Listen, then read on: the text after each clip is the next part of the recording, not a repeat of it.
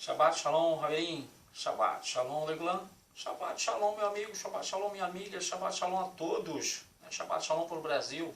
Shabbat Shalom para o povo do Eterno. O povo que cumpre mandamento. É o povo, né, que guarda, né, os preceitos do Eterno. Não é aquele povo que vive andando e indo atrás, né, de alguma entidade em templos de pedras, né, feito por mãos de homens. Não. É o povo que reconhece o Elohim vivo, aquele que tirou Israel do Mitzrayim. Então vamos para a Parashá de hoje.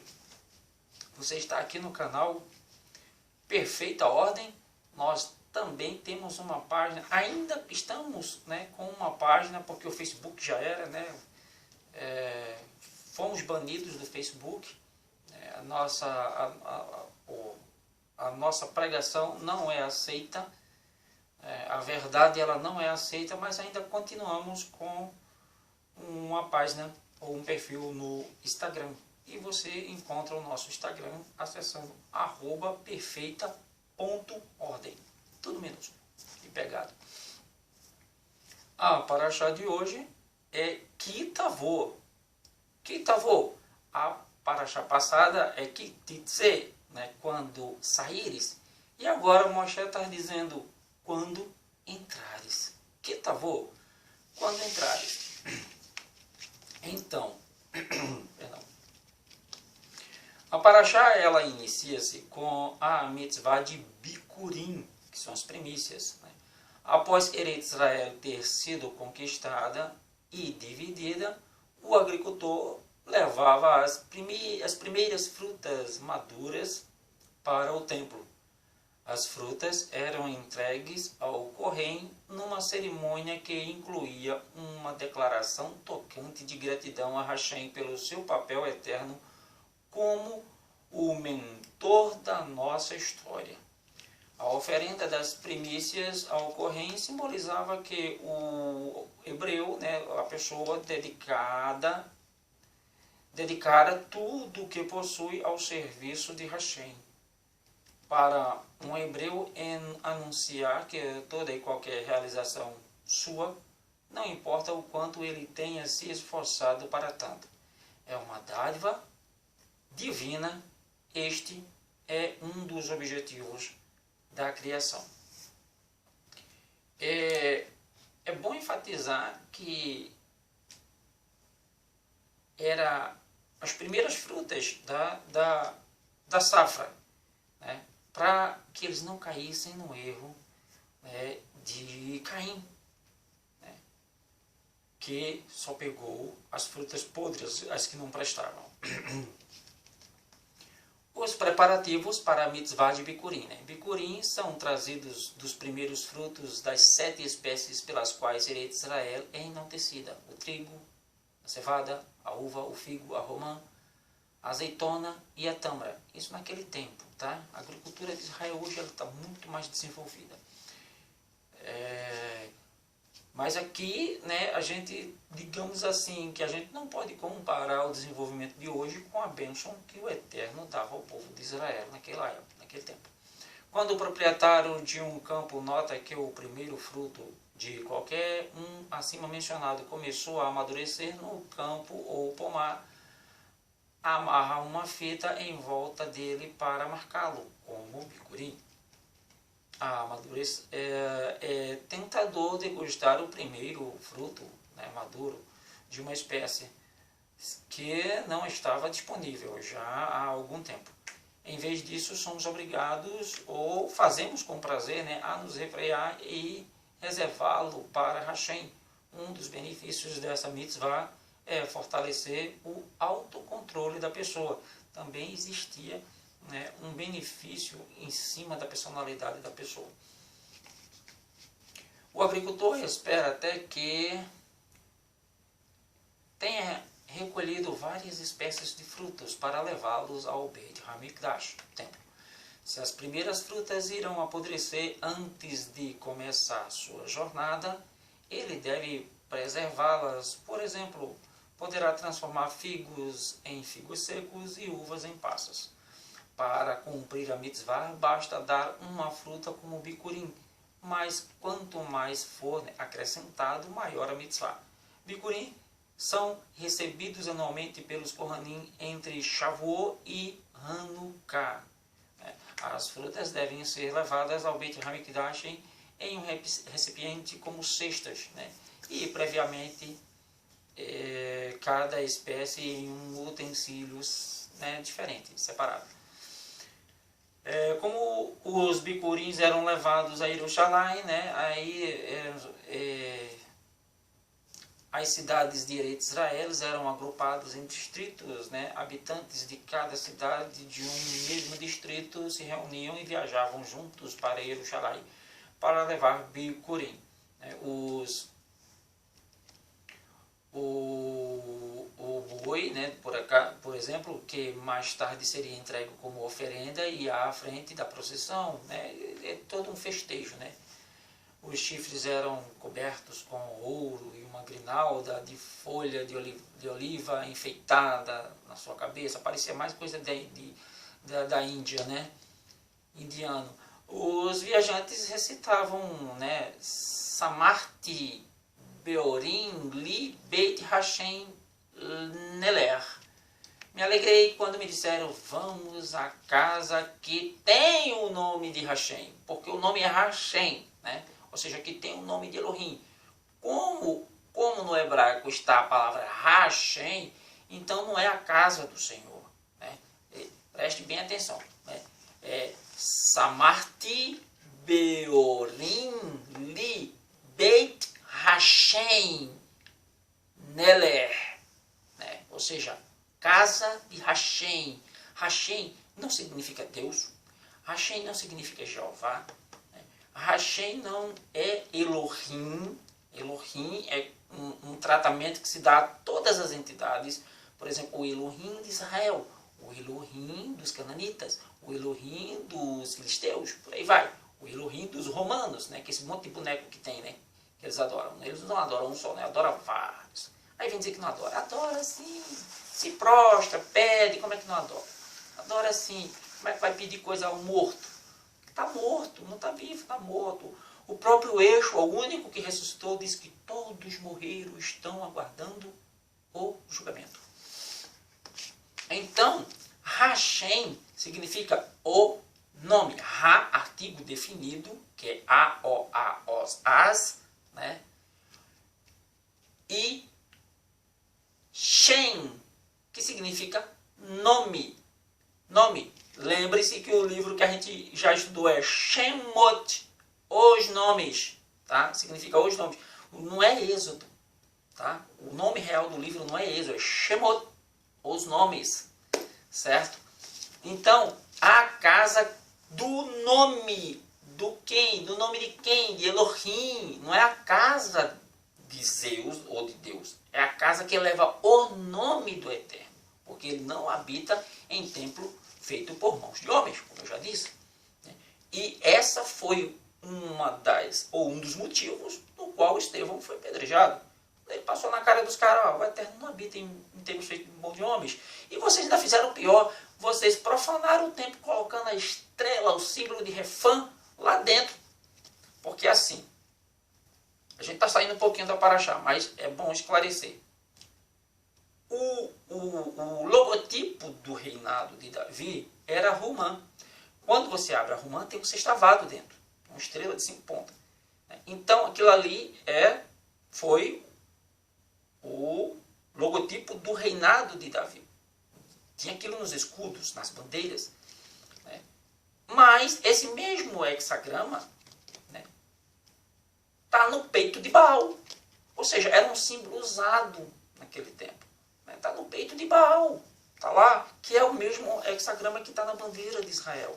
Então, eles pegaram o hexagrama, que não é o desenho da Romã, é um hexagrama, é uma estrela. Assim, tem uma linha de pensamento que eles colocaram essa estrela dentro do templo. E com isso, Estevão denunciou isso. No caso, os caras eram tudo profanos, Eles escondiam a verdade e deixavam o povo doido, sem destino. E quando o Eixa veio e começou a falar a verdade, o que foi que eles pensaram? Oh, não, faz isso não, hein? Vamos ter que matar esse cara, que esse cara vai desviar o povo tudinho do lado da gente. Se a gente não acabar com esse cara, o negócio da gente tá perdido.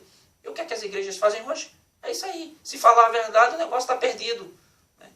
Se falar o que eu falo aqui, é por isso que eu não tenho seguidor, né? Porque ninguém quer. Se eu estivesse aqui pedindo dinheiro, fazendo promessa, aí eu tinha milhões de seguidores. Porque eu estaria mentindo, o povo gosta de mentira. Né? Mentira, eu gosto de ser massageado. Né? Vamos lá. Isso está em Terrelim 122:1. Quando Davi disse assim, alegrei-me quando me disseram, vamos à casa que leva o nome de Hashem. Ele não estava falando dos templos de hoje não, tá? Não estava falando das igrejas de hoje não. Esses templos feitos de pedra que adoram a Zeus, não. Ele estava falando do Beit Hamikdash. Ele estava falando do templo, do tabernáculo. Né? No caso, o tabernáculo, e aí depois virou o templo, o Beit Hamikdash. Né? Ou seja, era o Mishkan, tabernáculo, depois virou o Beit Hamikdash, o templo que foi aquele que Salomão construiu.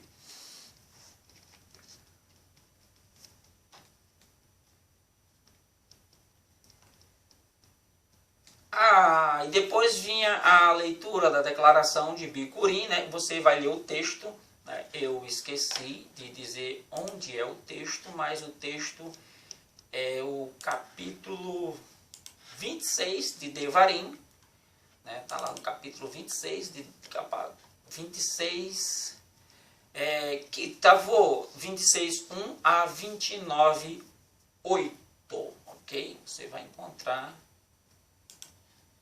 isso que eu estou falando no livro de Deuteronômio 26:8. 26:1 a 29:8. Vamos continuar para já. Então eles, né, recitavam a leitura, né, todo doador de primícia recitava em hebraico um texto referente aos bicurim mencionados nesta paraxá, né, que é Devarim 26:5-10. Originalmente, aquele que sabia ler hebraico recitava o texto sozinho, e para quem não o sabia, existia um leitor. Mais tarde, isso foi que aconteceu, eles colocaram um leitor para ler para todo mundo, para as pessoas que não sabiam ler não ficarem envergonhadas. Né?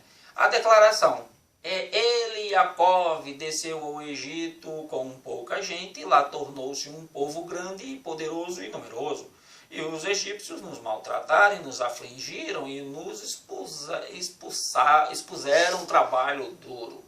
Gritamos para Hashem, Hashem dos nossos pais, Hashem ouviu a nossa voz, viu a nossa miséria, nossa labuta e nossa aflição, e Hashem nos tirou do Egito com mão forte e braço estendido, e com grande temor, com sinais e maravilhas.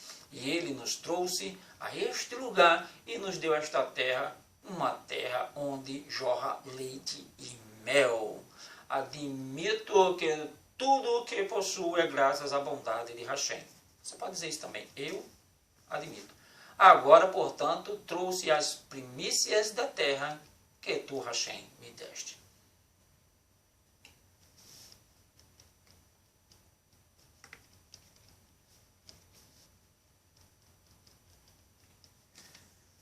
Depois vem Vidui Maser, a confissão do dízimo. Né? Um hebreu deve declarar ter separado todos os macerotes. Presta atenção. Hoje o dízimo é em dinheiro. A gente já estudou sobre isso, mas mais uma vez Moshe explica de novo. É assim, o dízimo nunca foi dinheiro.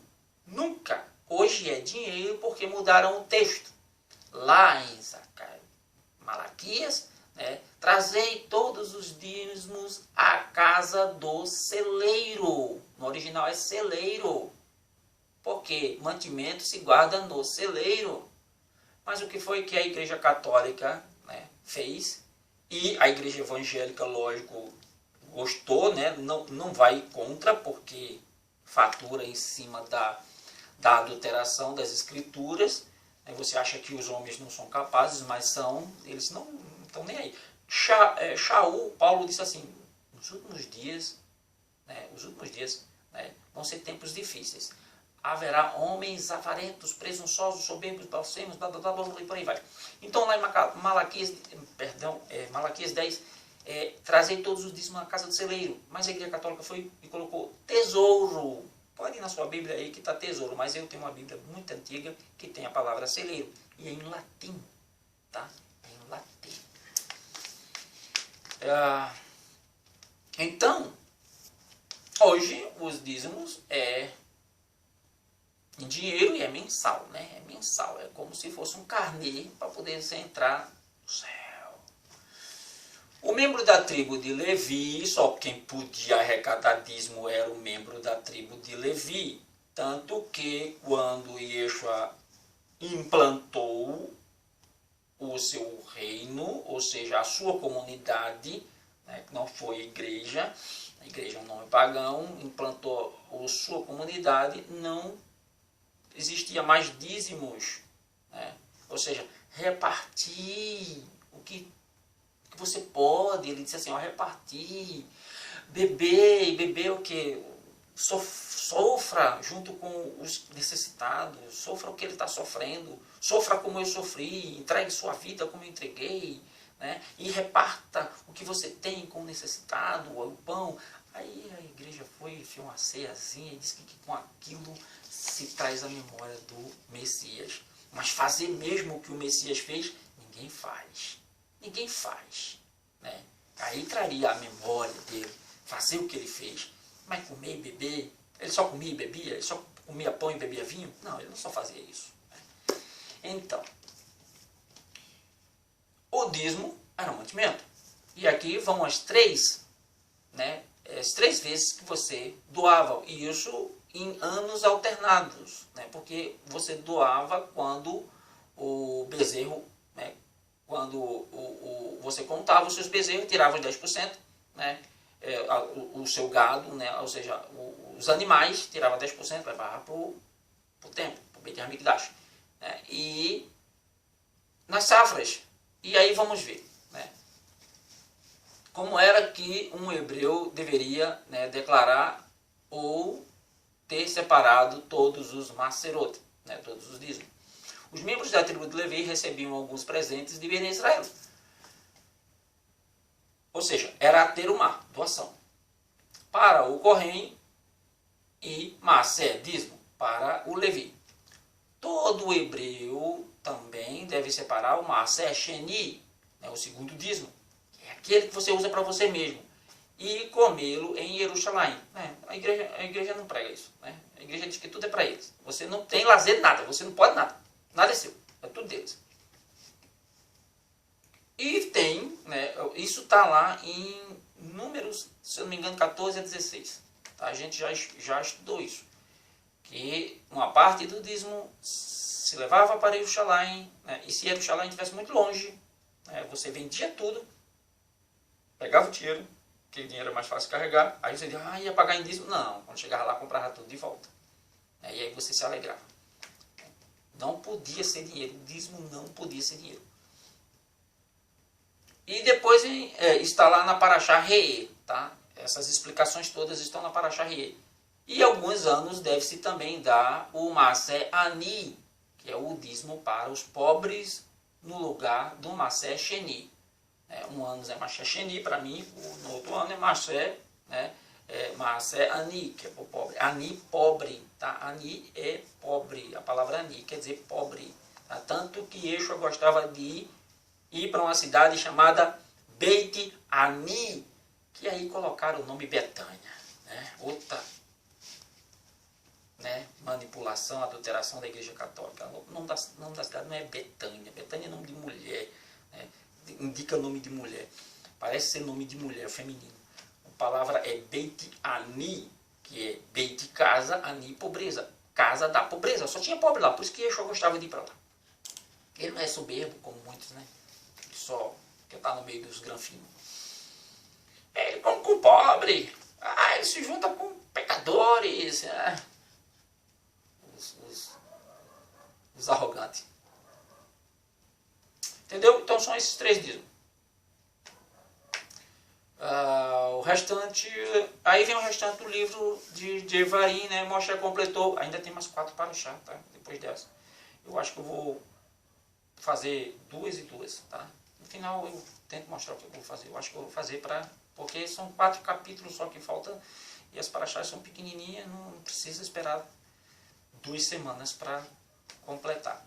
Moshe completou agora a revisão da Torá e o ensinamento das mitzvot, né? O resto da Parashot, do livro de Devarim, refere-se à fortificação e à observância da Torá. Escreve a Torá em pedras, né, ao atravessar o Rio Jordão, né, um novo pacto com Bnei Israel, predições sobre o futuro e admoestações para retornar a Hashem em tempos de angústia. Ou seja, quando vocês atravessarem, vocês fazem um monte de pedra, escrevam todas essas palavras, né, nas pedras, depois do Jordão, e eles fazem isso, tá? Tá lá no texto. Aí você tem que ler o livro de Yehoshua, né, ou seja, Josué, né, o próximo livro, depois de Deuteronômio, aí vai contar a história da entrada do povo, né, em Canaã. Aí vem o memorial de pedra, né? O retorno... Em retorno, Hashem declara que vocês também são únicos, né? E quem é dono... E quem é como o teu povo, Israel? Uma nação única na terra. Está lá em Shemuel 2, né? Perdão, 2 Shemuel 7, 23. Hashem Elohim e o povo de Israel são inseparáveis, né? Adonai e o povo de Israel. Eles prometeu a ortoga da Torá que vocês são sua preciosa nação, como vocês estudam sua Torá, e são uma nação sagrada. Serão louvados, reconhecidos como o Supremo por todos os povos. O que é que aconteceu?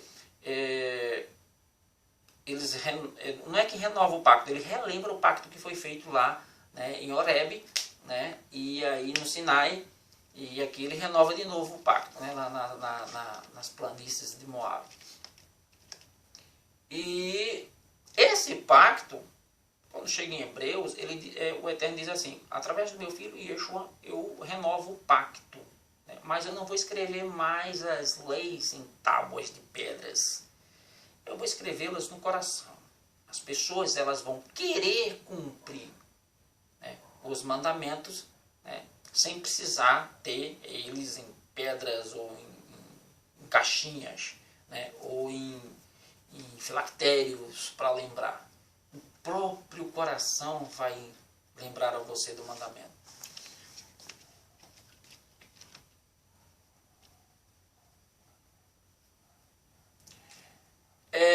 Vou falar aqui rapidinho porque eu quero ir para as bênçãos e as maldições, que é no Monte Herval e no Monte, né, Gizrim.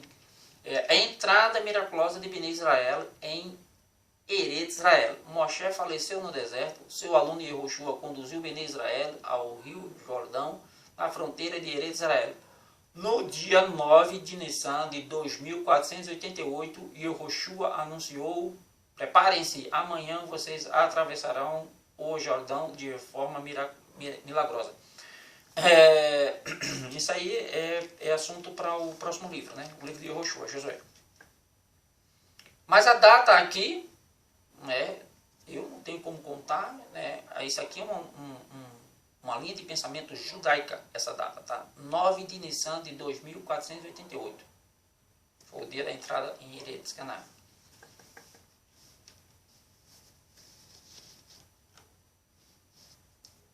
E aí vem a mitzvah de pronunciar bênçãos e maldição. Eu tenho acho que meia hora aí para fazer isso, certo? No Monte Gerizim e Herval. As duas montanhas de Eretz Israel são vizinhas em Shechem, o Monte Gerizim e o Monte Herval. Moshe ordenou que no mesmo dia que entrassem em Eretz Israel, deveriam viajar diretamente a aquele lugar para pronunciar as bênçãos e as maldições. Da seguinte maneira: 6 tribos subiriam no Monte Gerizim, ou seja, Shimon, Levi, Yehudá, Issachar, Yosef e Beniamim. E 6 restantes ficariam no Monte Herval, ou seja, Reuven, Gad, Asher, Zevulun, Dan e Naftali. Arque e os Corranins e os mais velhos dentre os Leviim se posicionaria no vale entre as duas montanhas, os Kohanim formando um círculo interno em volta do Aron, ou seja, da Arca, e os Leviim formando outro círculo mais, né, por fora, externo, em volta dos Kohanim. Virando-se seus rostos em direção ao Monte Gerizim, os mais velhos dos Leviim proclamavam a primeira bênção para que as tribos das duas montanhas pudessem ouvir. Abençoado o homem que não faz uma imagem esculpida ou fundida. As tribos das duas montanhas deveriam responder: Amém. Elohim Melech Neman. Então, os mais velhos dentre os Leviim viravam-se para o Monte Elval e pronunciavam a primeira maldição. Amaldiçoado é o homem que faz uma imagem esculpida ou fundida. As tribos das duas montanhas deveriam responder: Amém. Os Leviim continuaram a pronunciar alternadamente as bênçãos e uma maldição. Apesar de a Torá escrita somente trazer as maldições, cada maldição era antes formulada positivamente como uma bênção, né? Porque Hashem ordenou que os hebreus escutassem as bênçãos e maldições no dia que entrassem na Terra Santa. Este seria um novo pacto, ou seja, a renovação do pacto, uma nova aceitação da Torá da própria Terra Santa. Ou seja, eles aceitaram a Torá fora da Terra Santa e agora estavam aceitando a Torá dentro da Terra Santa. Terra Santa, né?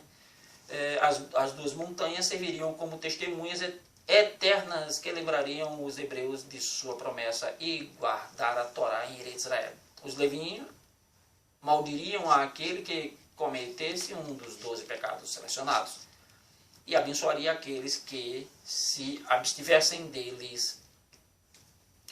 12 menções, né? Tem mais lá, tem mais, tá? Maldição tem muito mais do que bênção. Vai lá ver que tem muita... isso aí está em Deuteronômio 28.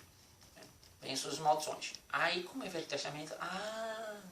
Já passou. Isso aí não voga mais, não. Não voga? Não vale? Quem disse? Yeshua disse assim: nenhum Yod e nenhum Kod será tirado da Torá.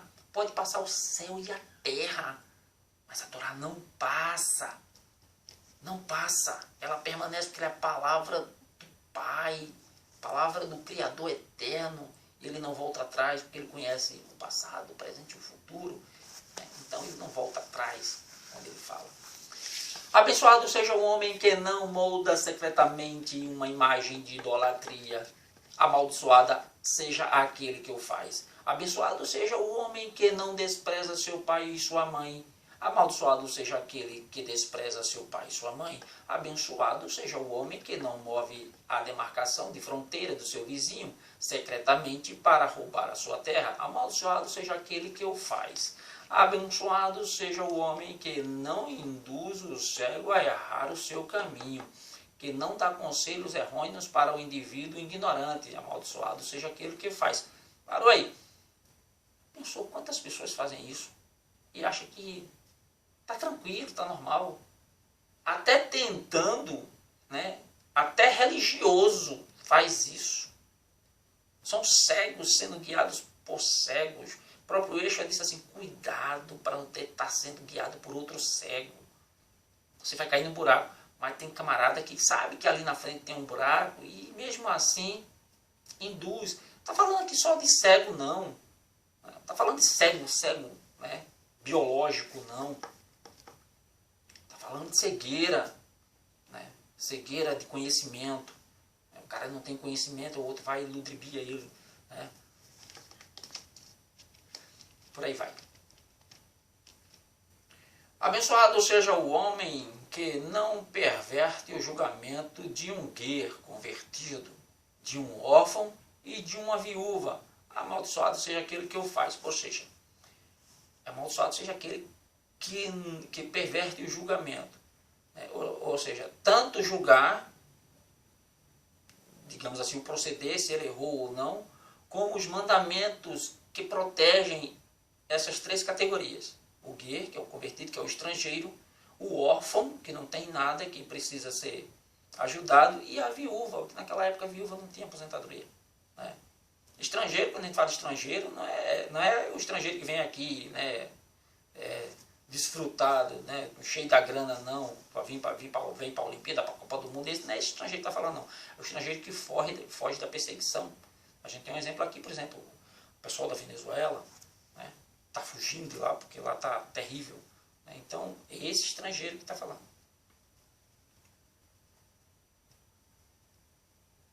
Abençoado seja o homem que não deita secretamente com a mulher do seu pai. Amaldiçoado seja aquele que o faz. Abençoado seja o homem que não deita, né? Amaldiçoado é aquele que faz. Abençoado seja o homem que não se deita secretamente com um animal. Amaldiçoado seja aquele que o faz. Abençoado seja o homem que não se deita secretamente com sua irmã. Amaldiçoado seja aquele que o faz. Abençoado seja o homem que não se deita com a sua sogra. Amaldiçoado seja aquele que o faz. Abençoado seja o homem que não atinge seu próximo secretamente, falando mal dele. Né? Porque Yeshua ele explica que quando você denuncia algo em público de uma pessoa, né, você assassinou ela. Né? Porque isso aí não volta mais atrás. Né? A gente já conversou sobre isso aqui. Então, o pecado da maledicência é praticamente igual ao pecado do assassinato. Tá? Amaldiçoado seja aquele que o faz. Né? Abençoado seja o homem que não pega suborno ou qualquer outro ganho financeiro para matar um inocente. Amaldiçoado seja aquele que o faz. Matar ou para testemunhar. Né? Dá do mesmo. Abençoado seja o homem que não cumpre todas as palavras da Torá. Aí ele resumiu tudo, né? Resumiu tudo. Que não cumpre todas as palavras da Torá. Amaldiçoado seja aquele que não o faz, ou seja, aqueles que não cumprem. A última bênção, né? E maldição é abrangente. Moshe abençoou o hebreu que aceita a Torá sobre si e maldice aquele que não o faz.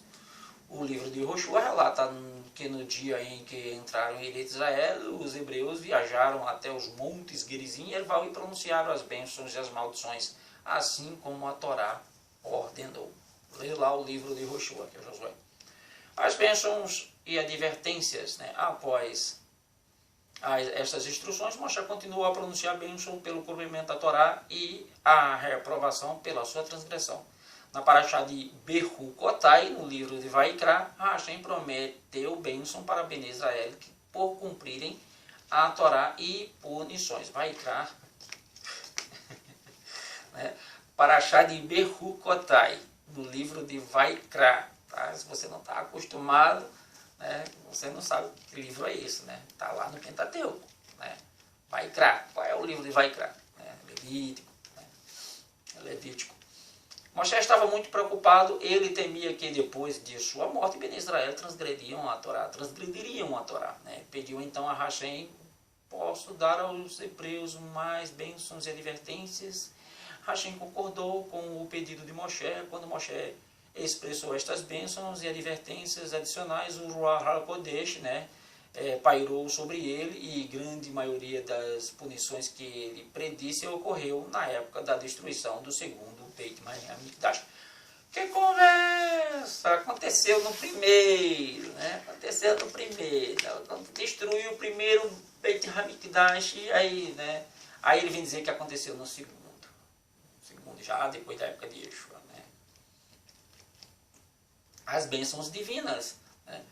Sucesso em todos os empreendimentos, bem-estar dos filhos e animais, né? Produção e abençoada. Né? Hashem nos promete sucesso em nossos negócios na cidade, pelo mérito das mitzvot que nos cumprimos como moradores urbanos, mitzvot como viver em uma sukkah, em Sukkot, afixar mezuzot, isso aí, né? Em nossas portas, né? A cerca, isso aí é judaísmo. Tá? Isso aí é judaísmo. Do mesmo jeito que o catolicismo está estátua, né? Um pedaço de gesso, né? Igualmente, nossos campos serão abençoados pelo método de cumprimento das mitzvot associadas à agricultura, dando parte da colheita para os necessitados. Hoje é muito difícil fazer isso, tá? Mas ainda dá para fazer. Fuga dos inimigos, e safra abundantes. A Torá promete que os inimigos que vêm com a intenção de nos atacar fugirão em diferentes direções. Tá lá, vai ler. Nossos armazéns estarão repletos com uma abundância de grãos, vinho, óleo, como diz o versículo. Hashem ordenará a bênção para você em seus armazéns e em todos os seus empreendimentos.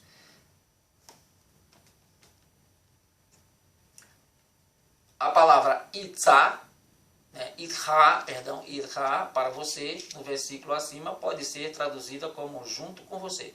A Torá está nos ensinando que Hashem ordenará sua bênção em todos os seus empreendimentos, contanto que ele receba de você o Idha, a sua participação e esforço no processo.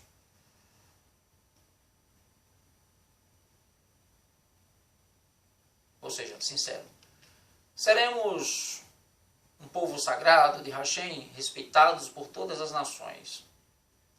Hashem o estabelecerá como seu povo, isso hoje, o povo que cumpre mandamento, o povo que cumpre mandamento é o povo do Eterno, não é cristão, não é judeu, não é o povo que cumpre mandamento, porque religião nenhuma cumpre mandamento, não. E vocês deverão seguir os caminhos que são corretos perante ele. Quando as nações vierem, vocês virem, vocês cumprindo mandamentos, no caso aqui, é isso que a Torá está dizendo, não tem nada de tefilim, não tem nada disso. Eles temerão, porque vocês são um povo sagrado, que não se misturam. Verahu kol ame haaretz ki shem Hashem nikra elecha veiareu mimeca. Certo? Quando as nações virem vocês usando o tefilim, perceberão o nome de Hashem sobre vocês. Hoje eles acreditam que tefilim é aquela caixinha que bota na testa e amarra, ou bota no braço e sai amarrando. Inventaram isso aí. Aí os tefilins são como uma coroa. A bênção extraordinária, chuva e prosperidade material. Essa é uma questão, que a gente cai em Malaquias de novo. Malaquias, aquele capítulo 3, de 10 em diante. Que o Eterno diz assim, trazei todas as macéis, porque eles não estavam levando. Os sacerdotes não estavam dando a macé da macé, o dízimo dos dízimos, estavam roubando. Estava maior sem vergonhice. O povo na bagaceira e os sacerdotes, e aí Hashem diz assim, olha, eu vou dar um aviso, vocês não estão cumprindo os mandamentos. Nem o cumprimento de Macé vocês estão cumprindo. E aí, quando o Eterno ele pede os dízimos, é aqueles três, tá? Aqueles três. O sacerdote estava levando dele. Porque o texto de Malaquias diz assim, agora a conversa é com vocês, sacerdotes. Lá no capítulo 2. No capítulo 2, Malaquias diz assim, agora é com vocês, sacerdotes. E aí, quando chega no 3:10, ele ainda está falando para os sacerdotes, tá? Que são os pastores e os padres de hoje. Tenho medo de dizer não. Então, o Eterno, tu acha que o Eterno está pensando em riqueza dentro de um templo de pedra? Não. Porque a macé era para ajudar o necessitado. A adoração que o Eterno queria era ajuda ao necessitado. Porque a macé era a doação do sacerdote. Era a Sheni e a Ani. Não estava preocupado com a Sheni, não. Estava preocupado com a Ani. Olha, o órfão está sem comida. A viúva está sendo castigada. E o estrangeiro está sendo expulso. Por isso que vocês não estão tendo safra. Por isso que a safra está pequena. Por isso que o gafanhoto está comendo tudo.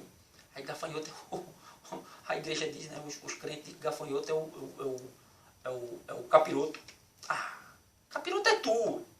Capiroto é tu que toma a decisão de não cumprir mandamento, é tu, não é o capiroto, não. Porque tu tem livre-arbítrio, é botar a culpa no capiroto. O capiroto não é bonzinho, não, mas, né? Dá a César o que é de César, Yeshua disse. Então, aquele ali é outro assunto, né? Então, estava sofrendo a viúva, o órfão, o necessitado, né? E o estrangeiro. Aí, Hashem diz assim, agora fazem prova de mim. Se vocês começarem a trazer os dízimos para ajudar os necessitados, né, vocês vão ver a safra de vocês produzir.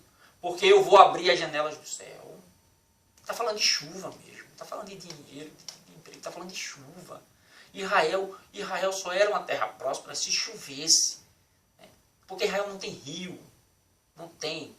Tem que chover, tem que congelar. No inverno congelar, para a geleira derreter, virar água, porque quando Yehoshua atravessou o Jordão estava transbordando. Ou seja, era final de inverno para primavera. Então estava transbordando, as geleiras estavam derretendo, né, dos montes. Então, fazer prova de mim, se eu não abro a janela do céu e mando chuva no tempo certo, né, aí vocês vão ter uma safra boa. Mas se vocês continuarem assim, não vai ter chuva não. Não vai ter chuva não. Aí levando, digamos assim, para o reino sobrenatural, podemos até tirar, já que a gente não vive de plantação hoje, né? A gente guardar macé, tudo bem? É difícil, né? Como é que a gente vai guardar macé? Né? Como é que a gente vai ajudar? É sempre está ajudando necessitado. Né? Sempre está ajudando necessitado. Alguém pediu, dá, você tem, dá. Né? Ah, vai tomar cachaça, eu sei. Aí o julgamento é seu, se você dá ou não. Né? Se você acha que deve dar ou não. De qualquer maneira, aquele pingus que vive na rua, ele está, né? Os cheguim, né? Se aproveitam, né? Da embriaguez dele para possuir o corpo. Então, o Eterno faz essa promessa e essa prova com o povo. A repreensão divina. Quando Moshe começou a citar as palavras de repreensão, o povo ficou um pouquinho temeroso, né, mas aceitou. Né? Moshe explicou: as maldições só terão efeito se vocês não cumprirem as mitzvot. É sua escolha evitar que elas se tornem realidade. Né? As maldições pairará sobre os negócios, sobre a produção, sobre os filhos e animais, confusão e doenças, secas e derrotas, pavor de doenças e confusão mental, ausência de conselhos e direção. A Torá prediz que se a pessoa a deixarem, eles se tornarão cegos ou no escuro, além de se sentirem, né, perdidos e confusos. Sentirão falta de alguém que poderia ajudá-los a guiá-los. Fracasso e frustração, exílio. Né? Se as desgraças que ocorrem em sua própria terra não são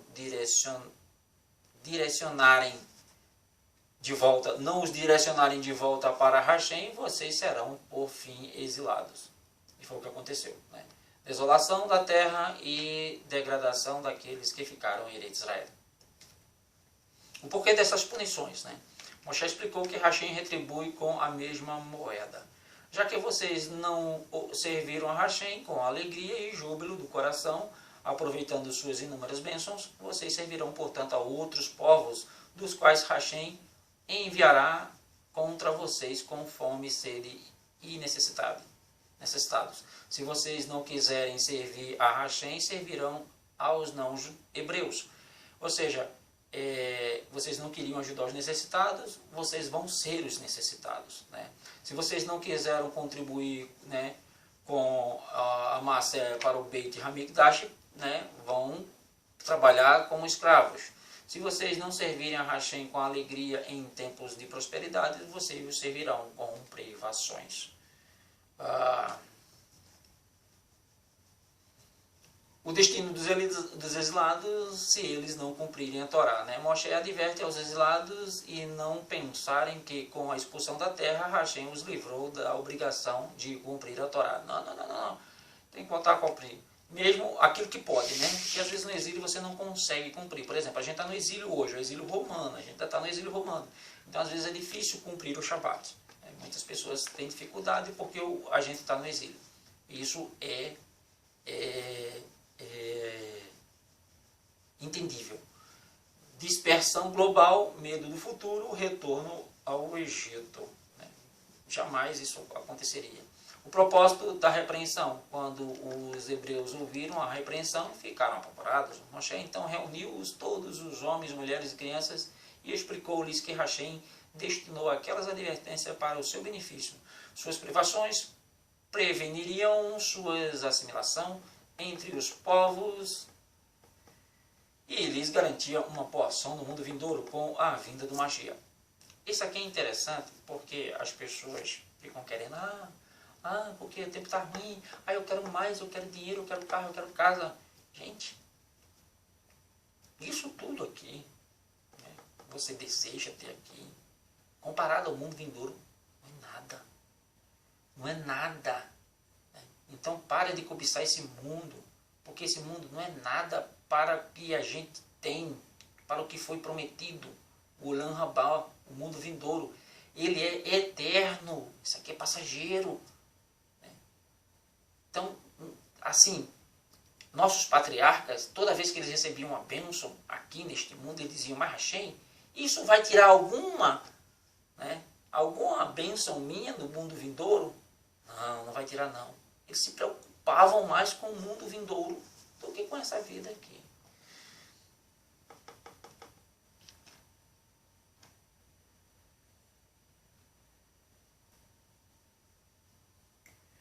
Nossos ancestrais viveram, né, sofreram e morreram com os ensinamentos, né, que o Eterno deu a Moshe, enraizados profundamente de que a vida neste mundo é somente um preparo para a vida futura e eterna. O que pode ser considerado um infortúnio no mundo presente pode provar ser algo muito positivo no que está por vir. Apenas recentemente,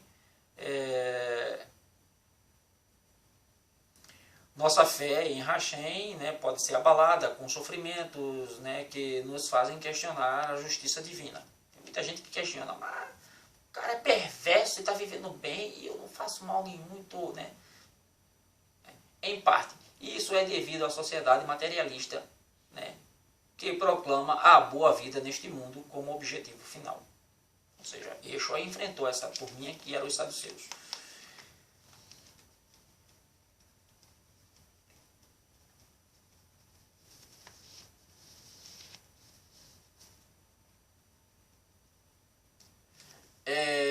Um exemplo, né, assim, eu vou ler isso aqui, né, eu não sei, particularmente, eu ainda, né, no hebraico talvez, né, exista a possibilidade de se ler dessa forma. Depois eu vou dar uma estudadinha, né, e trazer uma resposta mais apurada sobre isso. Mas uma linha de pensamento, né, é que o exemplo de bênçãos ocultas pode ser encontrado no versículo, né, ou seja, neste versículo, né, que é no 28:31.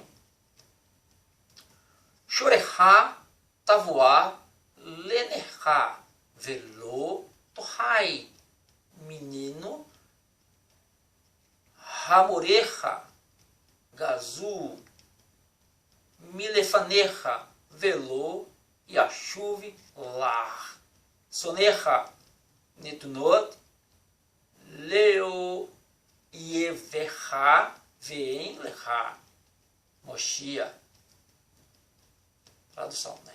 Seus bois serão abatidos perante os seus olhos e não comerás dele. Teu burro será roubado de ti e não retornará ao seu rebanho. Perdão, gente. Seu burro será roubado de ti e não retornará. Seu rebanho será dado aos seus inimigos e não terá nenhum salvador. 28:31. Quando este versículo é lido de trás para frente, ele está repleto de bênçãos. Moshia lecha ve'en leiovecha. Está ali de trás para frente, certo? Ele ajudará a vocês e não os seus inimigos. Correto. Yashuv la tsonecha netnot.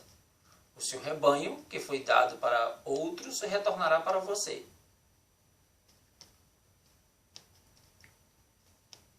Velo milefanecha gazu hamorecha. Teu burro não será roubado de ti. Mimeno tohal velo lenecha tavoa chorecha. Você comerá dele e seu boi não será abatido perante os seus olhos. Ok, certinho. Gente, isso aqui de ler ao contrário, né? São os selos do Eterno, colocados nas Escrituras, que homem nenhum conseguiriam fazer isso. Né? Existe o estudo da Gematria, que é o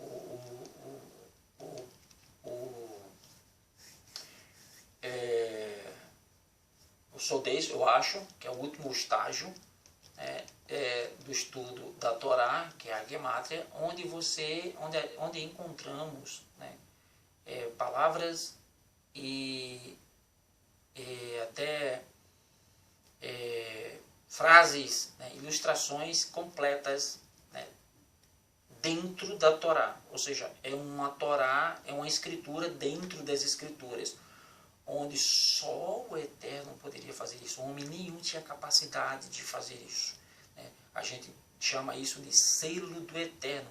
Foi por isso que Yeshua disse que nenhum Yud e nenhum Kodesh poderia ser tirado da Torá. Porque se fosse tirado, o céu e a terra se desfaz. Porque o céu e a terra foram feitos através da Torá. Né? Sabedoria. Né? Então, ela já existia desde o princípio, tanto que Yeshua, ele é a Torá viva, e ele existia antes do princípio, ele era a Torá, o verbo que se fez carne.